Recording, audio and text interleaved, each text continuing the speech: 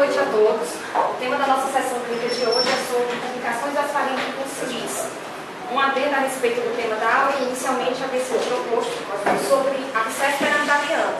Mas para tornar a aula mais rica, resolvi complementar com a aplicação conjunta da doutora Denise. Próximo slide. Bem, no CURS, ele coloca uma classificação de certa forma didática para as complicações das faringites, e não supurativas e supurativas.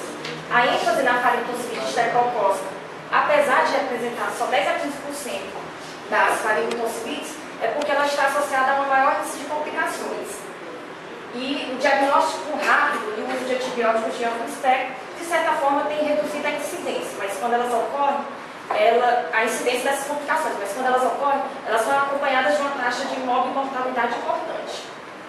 Entre as complicações não supurativas, a gente vai apenas pincelar alguns dados sobre febre reumática, a glomerulonefrite difusa aguda e as PANDAS, que são as desordens neuropsiquiátricas autoimunes associadas à infecção estreptocócica.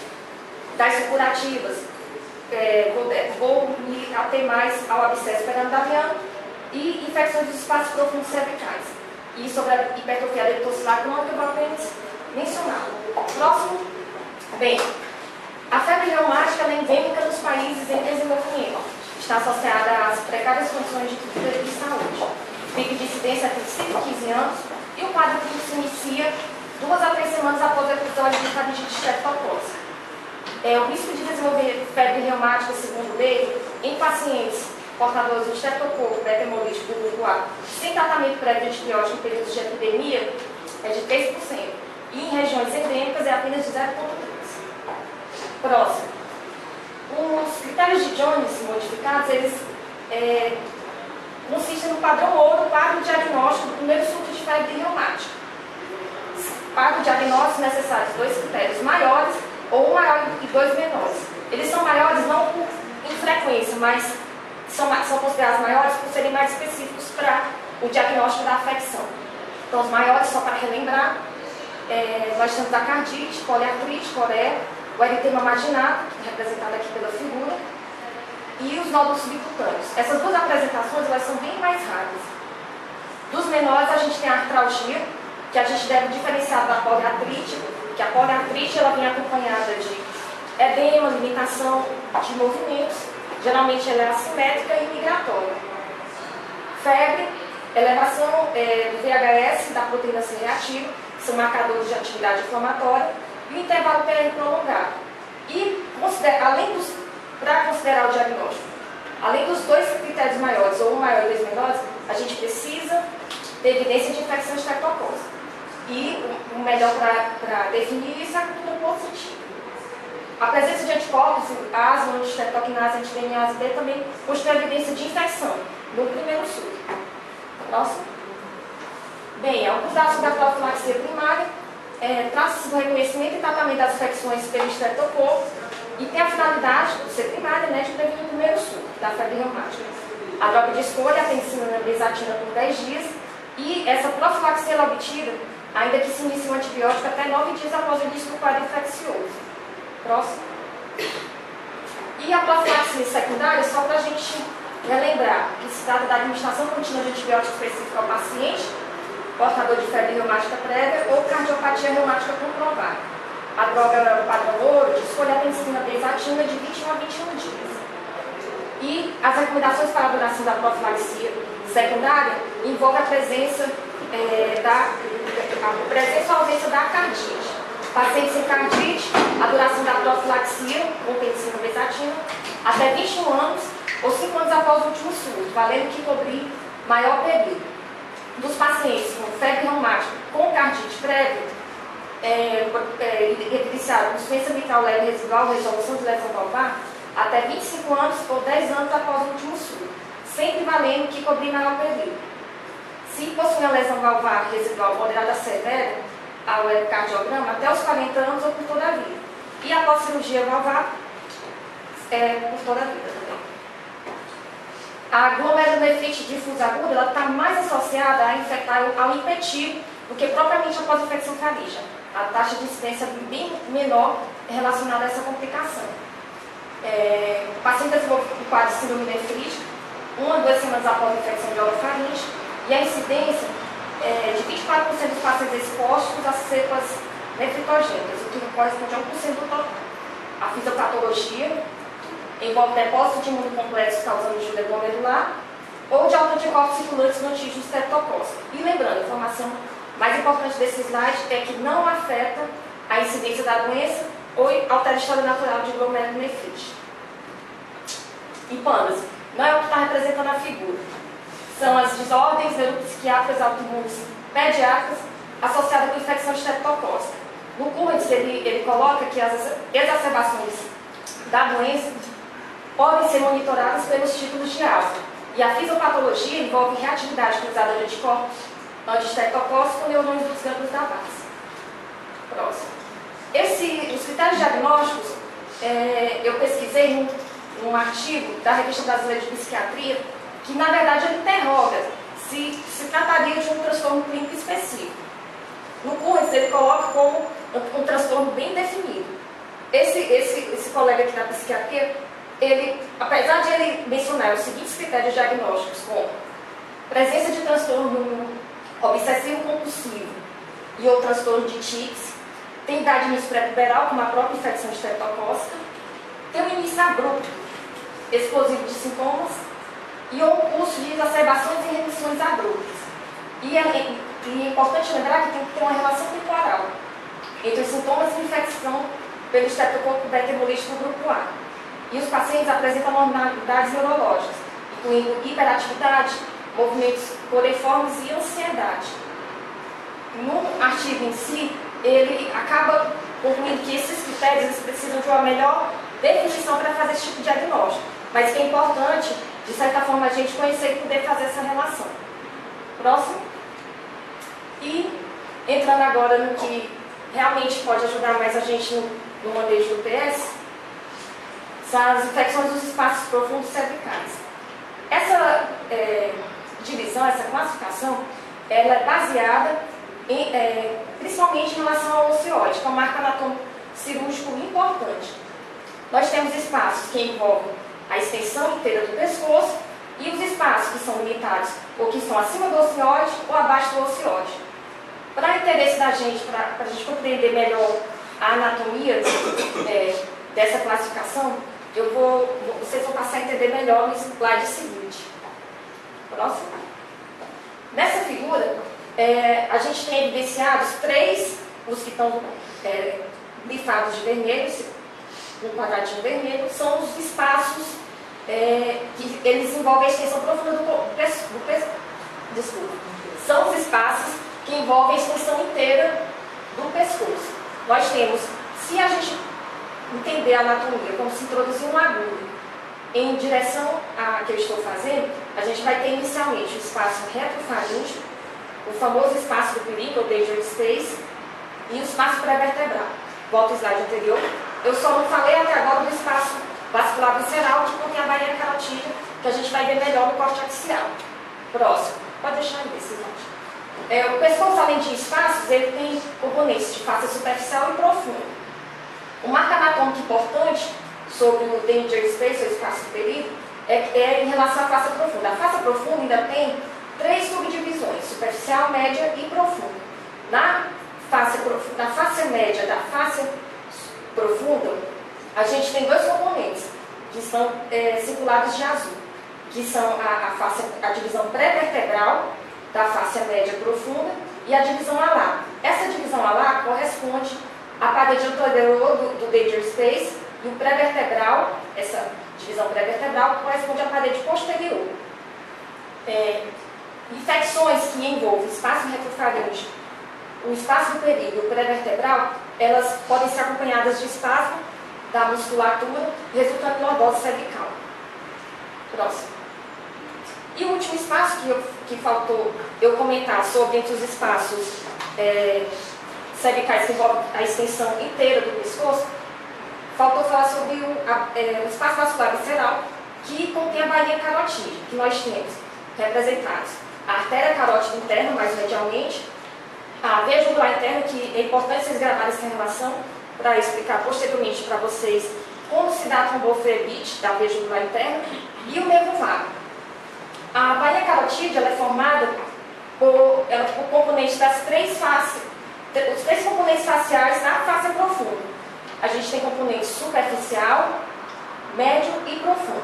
Essa região ela é composta por um tecido, de certa forma, pouco tecido areolar frouxo, e dessa forma, geralmente as infecções limitadas ao espaço vascular visceral, elas tendem a ficar localizadas. E para a gente falar um pouquinho sobre os espaços limitados acima do ocioide, dos 3 espaços mencionados naquele slide de classificação, eu vou poder apresentar para vocês aqui 5 dos 6. Lembrando, o mais importante que vocês têm que gravar é o espaço parafaríngeo, que é o mesmo espaço faringo-maxilar, porque essa nomenclatura ela tem uma certa variação. Nós temos também o espaço mastigatório, que envolve os músculos pterigode interno, a mandíbula e o masseter. Geralmente, infecções desse espaço, elas estão associadas a abscesso do terceiro molar, em associação. O espaço submaxilar é uma subdivisão do submandibular. E nós temos o espaço peritonsilar, que a gente vai detalhar mais na aula, enfim. Aqui, nesse detalhe aqui da anatomia, nós temos a tonsila palatina, o músculo palatoglosso, que forma a palatoglosso, palatofaríngeo, e o espaço peritonsilar, posteriormente a ele, o músculo constrictor superior da faringe, que fornece, segundo Bailey, uma barreira de proteção interessante para que infecções desse espaço fiquem restritas a ele e não disseminem. Mas o principal local de disseminação do espaço peritonsilar, as vias possíveis de extensão da infecção são para o espaço parafaríngeo ou para o espaço vascular visceral, para a bainha carotídea. Um ponto importante também no espaço parafaríngeo é a relação com o processo estilóide, em que a gente tem um ponto de relação anatômico no quadro clínico apresentado pelos pacientes que têm o envolvimento do compartimento anterior ou pré-estilóide e o compartimento posterior, pós-estilóide. Infecções do compartimento anterior, se vocês observarem essa proximidade com os músculos da mastigação, a gente pode supor que o quadro clínico ele vem acompanhado de um trismo importante. E as infecções do compartimento posterior, elas podem acometer a bainha carotídea, resultando em acometimento desse feixe vascular nervoso, que eu vou detalhar mais à frente. Próximo. E pela figura, vocês já podem supor, se vocês conseguiram compreender a anatomia daquela região, que não precisa a gente decorar esses padrões de extensão infecciosa dentro dos espaços potenciais do pescoço. O peritonsilar, que é o objetivo principal dessa aula, ele tem o padrão de disseminação para o parafaríngeo, mas aí o parafaríngeo, que possui uma localização central, ele pode ganhar praticamente o resto do mundo, principalmente o espaço do perígono e o retofaríngeo, mas pode haver também a disseminação do parafaríngeo diretamente para o retofaríngeo. E do perígono é um espaço que recebeu esse nome porque ele é construído de um tecido areolar frouxo, em grande quantidade, o que permite que as infecções se disseminem para ele. E lembrando que ele tem uma extensão inteira desde a base do crânio até o diafragma, fazendo com que as lesões possam chegar até o mediastino. E do mediastino pode evoluir com abscessos diafragmáticos, abdominais. Próximo. Bem, aquilo que eu falei para vocês, o compartimento anterior pré-estilóide, posterior pós-estilóide, o posterior, apesar de serem complicações mais raras, é importante a gente ter conhecimento para a gente ter um grau de suspeição clínica quando elas estiverem na nossa frente. É bem raro o acometimento da bainha carotídea com erosão arterial e hemorragia. Paciente que chega com abscesso cervical e o quadro de síndrome de Horner, ou Horner, um quadro de miose, pitose, amigrose facial e enofetal, sugere o movimento da cadeia simpática cervical, que também está naquele feixe vascular visceral, ou bainha carotídea, bainha vascular visceral. E os quadros cranianos, o acometimento do 9º ao 12º, eu não sei se chega a representar, mas é parecido com aquela síndrome de Kolecki que aparece no Chivanoma, em que o Bailey, ele descreve como se fosse, para a gente gravar o que representa o acometimento do 9º ao 12º, uma hemiplegia glosso-faringo-laringo-escapular. O paciente paciente tem aquela queda do ombro, e o acometimento de paralisia de prega vocal, distúrbios de deglutição. Próximo. E os dados para a gente falar sobre abscesso retrofaríngeo, mantendo distância do espaço uterino, é que esse tipo de abscesso ele está mais associado a infecções das vias aéreas superiores. Porque o padrão de disseminação das infecções de vias aéreas superiores é para linfonodos retrofaríngeos presentes nesse espaço em potencial. Em crianças é mais comum, porque esses linfonodos eles chegam a desaparecer por volta dos 4 a 5 anos. E o quadro clínico se caracteriza por adenopatia cervical, com dor e limitação à mobilização cervical e eventual rigidez de nuca. Lembrando da questão do acometimento desse espaço, da questão do acometimento do espaço perivertebral, podendo dar espasmo da musculatura. Ao exame físico, a gente tem um abalamento da parede posterior da faringe, com eritema local com possível sulco na região sagital. Por que é evidenciado esse possível sulco na região sagital? Lembrando que os linfonodos retrofaríngeos que estão acometidos, a gente tem a direita e tem a esquerda. Quando tem um acometimento por um abscesso nessa região, na verdade a gente não tem um acometimento do espaço como um todo. A gente tem um acometimento do espaço como um todo, mas a gente tem como se fosse a ráfia mediana separando. E a grande possibilidade de evoluir com mediastinite, caso a extensão da infecção, o paciente suspeitar na presença de dispneia intensa, dor torácica e febre persistente. Próximo. E aqui é só para a gente evidenciar qual o aspecto do acometimento do Danger Space na tomografia. Lembrando que ele é secundário a infecções dos processos retrofaríngeo, parafaríngeo e pré-vertebral. Nessa figura a gente pode evidenciar até esse contorno arredondado do pescoço e a gente tem uma dissecção do Danger Space pelo abscesso. Na figura seguinte, a gente tem a disseminação para o mediastino. Próximo. Bem, as infecções do espaço profundo cervicais em crianças e adultos. Em crianças, ela está mais associada à faringotonsilite. No adulto, se associa mais a infecções odontogênicas, ou a traumas penetrantes, a corpo estranho, a procedimentos cirúrgicos mesmo. A fonte de infecção é desconhecida em 20% dos casos. Quando a gente não tem a fonte de infecção provável, suspeitar de cistos congênitos, que podem estar infectados e serem a fonte do abscesso. Como eu já havia falado, em todos os livros eles são unânimes em afirmar que a antibiótico terapia diminuiu a incidência e nesses pacientes com abscesso a gente tem que ter um grau de suspeição bom elevado para imunocomprometimento. Os diabéticos, pacientes sob quimioterapia, transplantados, aidéticos. É uma infecção de caráter polimicrobiano.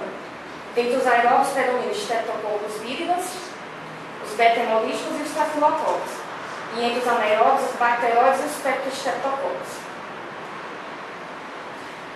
Agora a gente vai ter uma apresentação mais geral do quadro clínico sem estar se restringindo a um espaço em potencial do pescoço.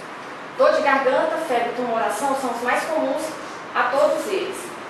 A disfagia, odinofagia e crise, a gente tem que estar bem atento por conta deles serem responsáveis por desidratação. O comprometimento das vias aéreas exige uma abordagem mais invasiva, pensando-se em intubação traqueal, ou caso ela seja difícil, da própria traqueostomia, mas lembrando, deve ser feito por um profissional experiente. Se você não tem essa habilidade, o BELI coloca que é melhor contactar quem tiver mais prática. Choque séptico e mediastinite, pensando-se em um grau de complicação mais acentuado. Lembrando que lactentes e crianças, eles não vão chegar com esse quadro clínico aqui do adulto, não. Eles chegam com quadro de febre, massa cervical e geralmente, como o diagnóstico se dá tardiamente, eles já chegam com obstrução das vias aéreas. E geralmente quando chega no especialista também, eles já fizeram o uso prévio de antibiótico terapia, o que promove o mascaramento dos sintomas. Próximo.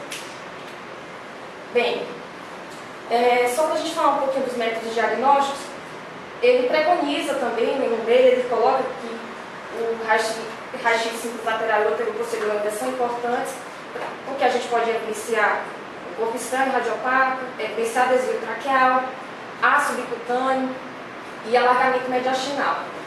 E, como a gente já sabe, né, TC com contraste é o padrão ouro.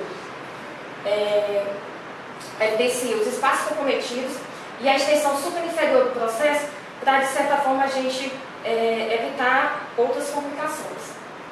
E diferencia, claro, o celulite de abscesso. Próximo. Aqui, a gente tem algumas características que a gente pode citar sobre o quadro de abscesso. Essa região corresponde à região parafaríngea e a gente evidencia que há uma captação mais intensa de contraste nos bordos, que é característica do abscesso, um centro hipodenso e presença de loculações, que também é colocado como característico para a gente suspeitar de abscesso à tomografia. Próximo. O ultrassom é não invasivo, de baixo custo, e ele teria mais indicação quando a gente, em abscessos pequenos, em que a gente pode fazer uma drenagem guiada por ultrassom. Quando a gente indicaria os abscessos com loja única ou os cistos congênitos infectados. A ressonância tem a vantagem de produzir menos artefatos por próteses dentárias e é importante quando isso é uma informação geral, né? Diferenciar processos inflamatórios, congênitos ou neoplásicos. Bem, aqui um algoritmo que o Bailey coloca, os seminários da USP também, eles privilegiam para a gente ter um pensamento assim, mais amplo e geral sobre o tratamento das infecções profundas do pescoço.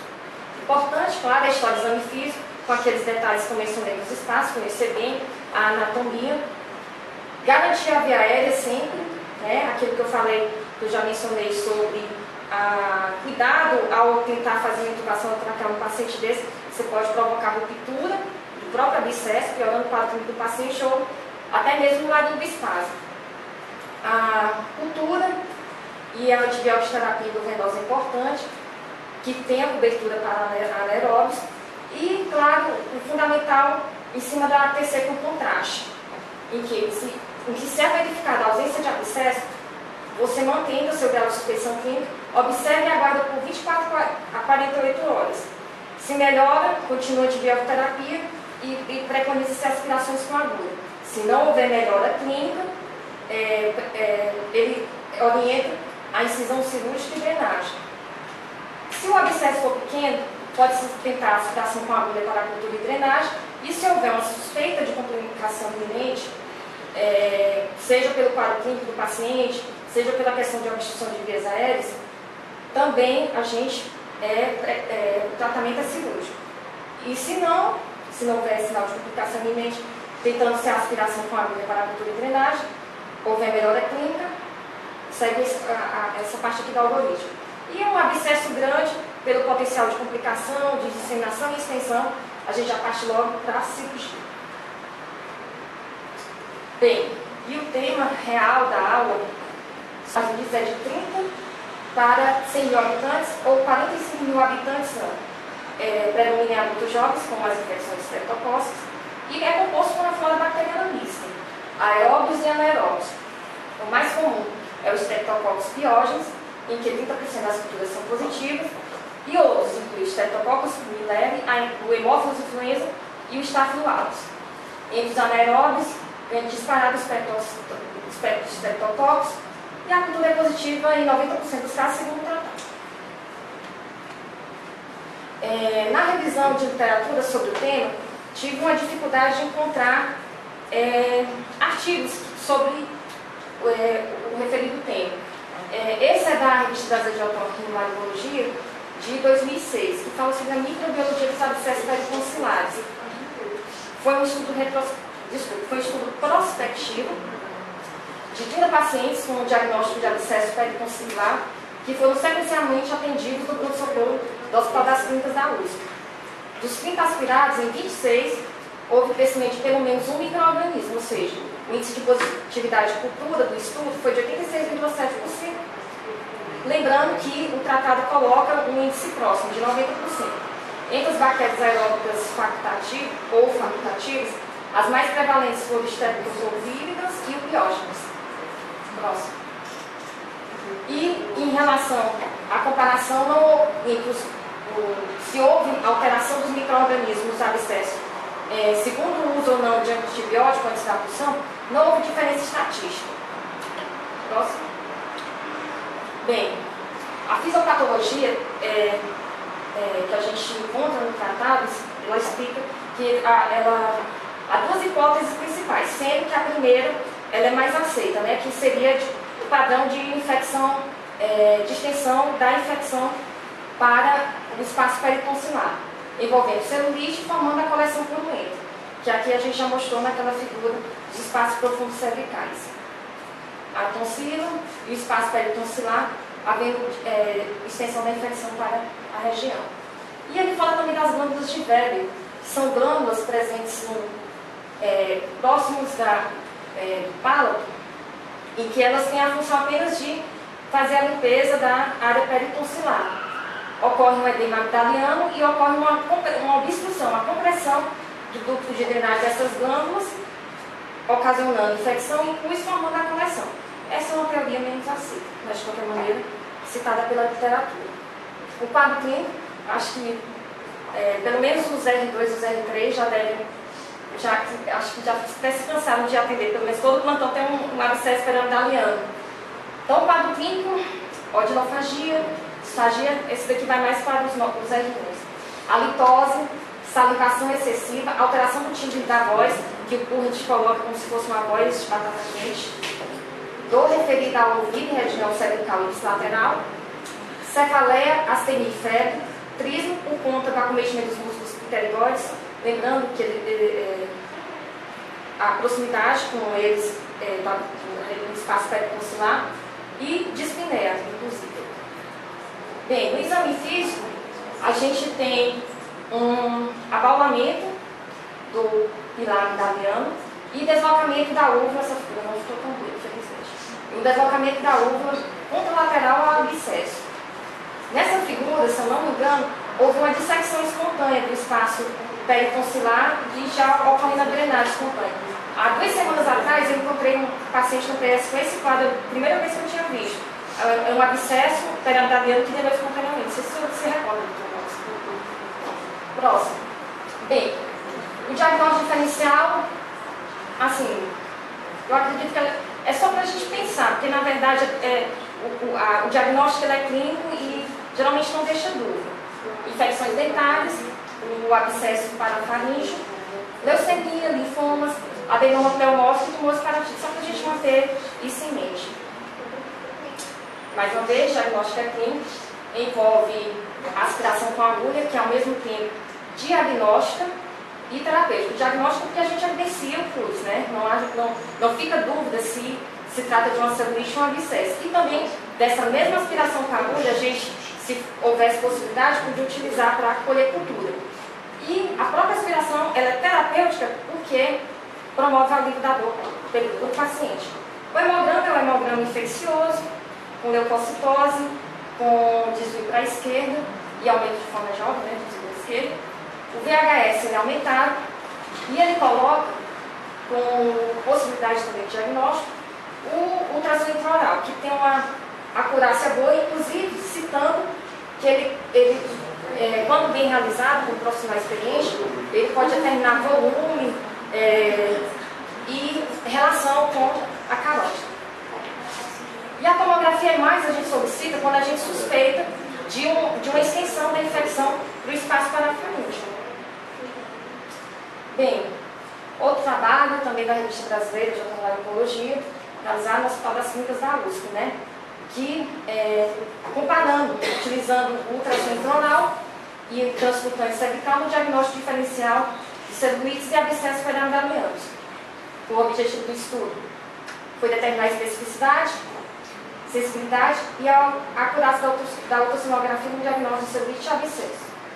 Trata-se de um estudo clínico prospectivo em que 39 pacientes foram atendidos no PS. Bem, do artigo, o único gráfico assim, interessante eram 3 gráficos. Seria esse que a gente pode resumir o que ele chegou à conclusão dele. Que esse tracejado vermelho representa o tração intraoral e aqui representa o exame de maior sensibilidade, se a gente acompanhar aqui com o laser point. E enquanto o ultrassom intraoral foi o exame de maior sensibilidade, o ultrassom transcutâneo cervical foi de maior especificidade. O pesquisador ele colocou talvez que isso, o ultrassom transcutâneo cervical, ele acabava sendo realizado em pacientes que tinham trismo e logo tinham coleções maiores. Agora, comparando a acurácia, elas foram estatisticamente semelhantes, com o ultrassom transcutâneo de 84,5% e o intraoral de 86,9%. E não houve diferença estatística, que um era mais, tinha maior acurácia do que o outro. Bem, aqui é uma figurinha, né, que é uma figurinha clássica, que eu acho que em todas as aulas tem, porque é a única que tem em todo o Google, que é a realização do ultrassom intraoral, com o paciente sentado, permitindo o contato entre o transdutor intracavitário e a amígdala afetada. O tratamento pode ser realizado ambulatorialmente, mas a gente tem que observar se o paciente tiver dificuldade para deglutir, sinais de desidratação, não tiver condições para custear esse tratamento e tiver sinais de hipoxemia, evidentemente que a gente não vai permitir que esse paciente faça tratamento domiciliar. A obstrução respiratória aguda, como em qualquer caso, impõe uma conduta mais agressiva e é importante diferenciar a celulite de coleção, que a celulite ela se resolve apenas com antibiótico-terapia. Coleção só se resolve com aspiração e drenagem. O antibiótico de escolha é colocado a penicilina cristalina, 24 milhões de unidades de associada a metronidazol. Só que eu observo que a gente usa mais a clínica aqui no nosso PS, ou então, não sei, aqui a amoxicilina palmonata não tem distintivo, ou oxibactam. E algo interessante que eu nunca tinha pensado e nunca me deparei no PS é uma gestante com água, que aí a gente, ele não tem toxicidade para o feto, ele preconiza o uso da cefoxitina, 2 gramas 8,8 EV. E também tem a opção da ceftriaxona. Próximo. Bem, o tratamento, como eu havia falado, da aspiração com agulha quando há suspeita de coleção, tem que haver cooperação do paciente, né, lembrando, e quando a gente não suspeita de extensão para os tecidos cervicais profundos. Combinada a aspiração e antibiótico-terapia, a gente tem uma taxa de cura de 90% a 95% e taxa de recorrência pós-cura 10% a 15%. A incisão e a drenagem elas são indicadas se a aspiração não for possível ou insuficiente, quando a gente quer ampliar. A amidalectomia quente é controversa, eles colocam ainda nos livros, mas ela está associada a um aumento do custeio do tratamento e a aumento da taxa de complicações hemorrágicas também. E preconiza-se a amidalectomia, aguardando 6 semanas do processo infeccioso após. Gente, como é que está o tempo? Pode ir? Está bem? Tá. Dentro das complicações, está grifada a tromboflebite da via jugular, então eu vou me detalhar apenas sobre ela. Mas a gente tem como complicações a própria recorrência considerada, a celulite de mandíbula, pescoço ou tórax, obstrução de via aérea superior, broncoaspiração, pneumonia, ruptura da carótida, que é bem raro, abscesso cerebral, meningite e sepse. Bem, e a tromboflebite da veia jugular, que tem um epônimo, né, de síndrome de Lomoyer, trata-se de uma doença rara, é causada por uma anaeróbia, e a gente encontra na literatura só descrições de relatos de casos, não de estudos. O anaeróbio fusobactério necrófilo, representado aqui pela figura, e o intervalo entre a infecção faríngea e o surgimento dessa complicação grave é menor que 1 semana. Então, o paciente desenvolve um quadro de faringite, tem essa disseminação do espaço, do espaço peritonsilar para o espaço parafaríngeo, e do parafaríngeo, eu não sei se vocês estão se lembrando daquela relação, do espaço parafaríngeo com a veia carotídea e a veia jugular interna. Que aí, essa veia jugular, ela vai ser fonte de bacteremia contínua, enviando principalmente, o que caracteriza a síndrome, esse envio de êmbolos sépticos pulmonares, mas pode enviar para articulações, causando artrite séptica, e ossos, causando osteomielite.